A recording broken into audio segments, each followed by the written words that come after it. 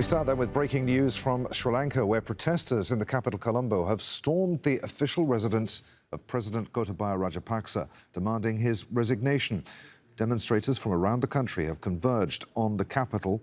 They're protesting against the months-long economic crisis and widespread shortages. And they've called today Saturday D-Day, saying it's the day that the president and his government will have to go. Al Jazeera's Manal Fernandez is at those protests in front of the president's home in Colombo. She's on the line now. Manal, what's happening? Hello, Manal? No, I'm afraid we have lost Manal Fernandez. We'll try to re-establish contact with her and get her on the line again shortly. In the meantime, let's speak to Chayu Damsingha, who's an economist at Frontier Research. He joins us now live from Colombo. What do you make of these extraordinary scenes as people literally break into the president's official residence? It's definitely very strange news scenes for Sri Lanka, and a lot of Sri Lankans are sharing a view of hope at these scenes, because for the last few months there's been a complete crisis of confidence in the country's economy, because the way it's been handled and what's brought us here, and with the leadership that has essentially been refusing to move away from that thing and away from that leadership. So that has led to this huge issue. So there is now some sort of hope along a lot of people that change can really happen, and once that change happens, once the heads at the helm of this really do change, there is some sense that policy change, policy reform can actually be implemented now and can actually be accepted by the people, that the pain that they're going through will be worth it for the reforms and the changes that will be coming in the future. The protesters have dubbed today D-Day, the day that the president and the government have to go. Do you think that's going to happen anytime soon? Well, the last time that the government, or rather the people, really protested, there was a big change. The prime minister left. The time before that, on the 31st of March, when again there was a huge upswelling of people's organic protest, a big change in governance, a big change in the people, actually the ministers, some of the key economic technocrats who left. So there have been changes in the past. So I personally do feel that it is looking increasingly likely that the president will have to take some sort of steps away. Now, we're seeing MPs from the president's own party calling for him to step down now. We're seeing the prime minister calling for some sort of new arrangement. And it seems likely that there is some change happening. You can't really ignore the people's voice when it's as loud as this, when it's as united as this. So I do think there is change coming. And it's up to us to hope and make sure that that change will really do lead to an actual change in the policies, an actual change in reform. How much of the blame for Sri Lanka's current economic woes do the president and his family bear here? So Sri Lanka's economy was always quite fragile. We had issues with our budget deficits. We had issues with our current account for a while. But it's when the president, and part of those issues were exacerbated by policy decisions taken over the last 15-20 years by the president's family, primarily his brother when he was in as president, that is Mahinda Rajapaksa.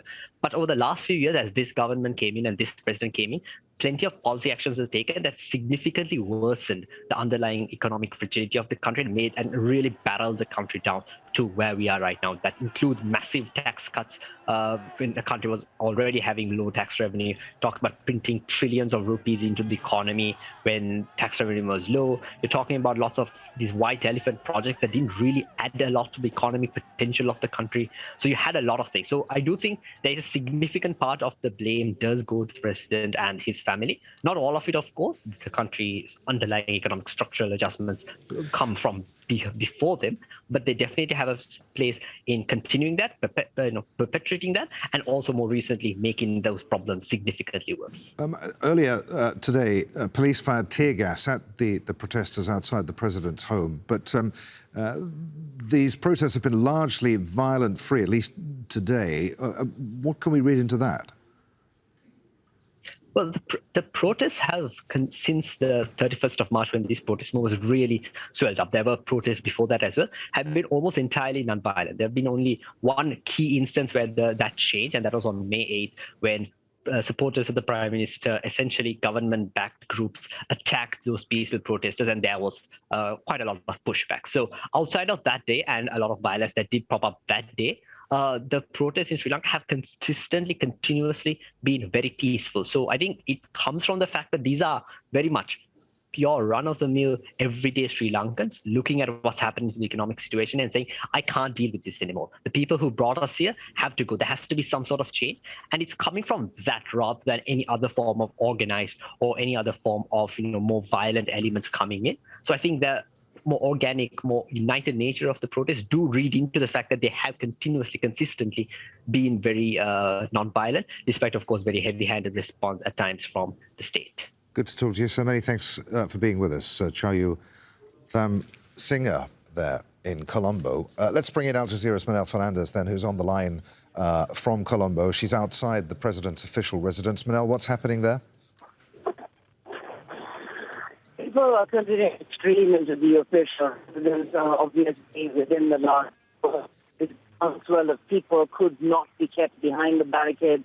They had vowed to come to Colombo, to sit in, to surround the president's house and basically make him go. Now, he has been forced to flee that official residence. We're hearing that.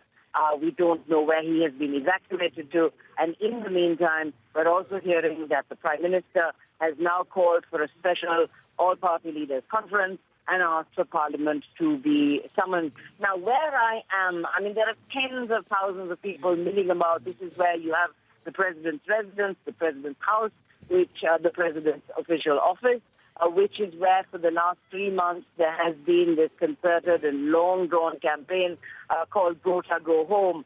And right now, the reason you're hearing me down the phone line is because the authorities seem to have jammed the data signal, so we can't actually send out live video. We're only restricted to the phone.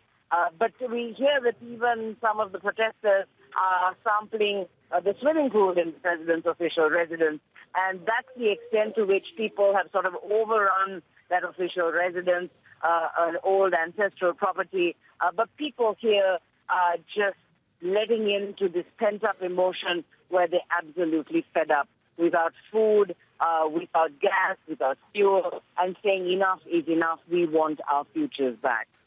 Al Jazeera's Manel Fernandez there, reporting live from outside President Gotabaya Rajapaksa's residence in Colombo. Many thanks indeed, Manel.